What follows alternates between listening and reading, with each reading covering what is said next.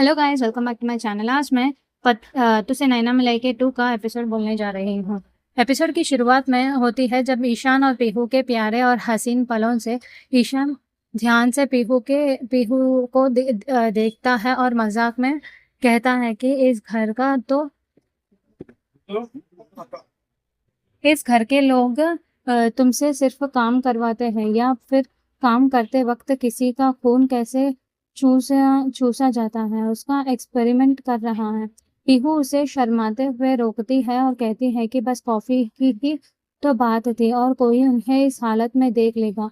ईशान बिना किसी डर से के कहता है कि अगर कोई देख लेगा तो क्या फर्क पड़ेगा। वो पीहू को बताता है कि उसने रात भर मेहनत करके उसे एग्जाम्स के लिए कुछ इंपॉर्टेंट क्वेश्चंस तैयार किया है, जिससे सुनकर पीहू बहुत खुश हो जाती है और हैरान हो जाती है कि ईशान उसके साथ साथ पढ़ाई कर रहा है। ईशान प्यार से कहता है कि स्टूडेंट से ज्यादा मेहनत तो उसके गाइड को करनी पड़ती है और इसे बहाने वो भी थोड़ा बहुत पढ़ लेता है। बातों बातों में ईशान जब पीहू की तारीफ करता है तो उसके हाथ से थोड़ी कॉफी गिर जाती है, पर ईशान कहता है कि इस घर में ये कॉफी और तुम्हारे नियत दोनों ही एकदम प्योर हैं।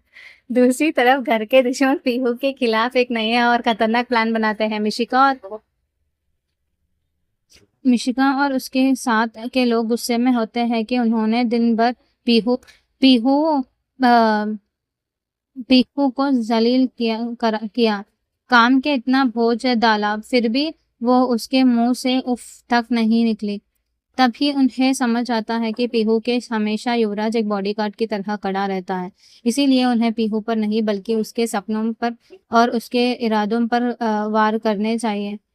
पीहू के एग्जाम्स आने वाले हैं और वो बहुत पढ़ाई कर रही हैं, तो पहले वो लोग उनकी बुक से छुपाने या रात को ज्यादा काम देने का सोचते हैं ताकि उसे पढ़ने का वक्त ही ना मिले।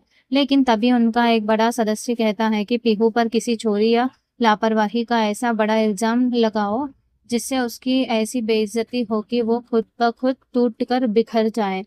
वो लोग कल सुबह पीहू पर एक बहुत बड़ा और जोरदार वार करने की पूरी तैयारी कर लेते हैं।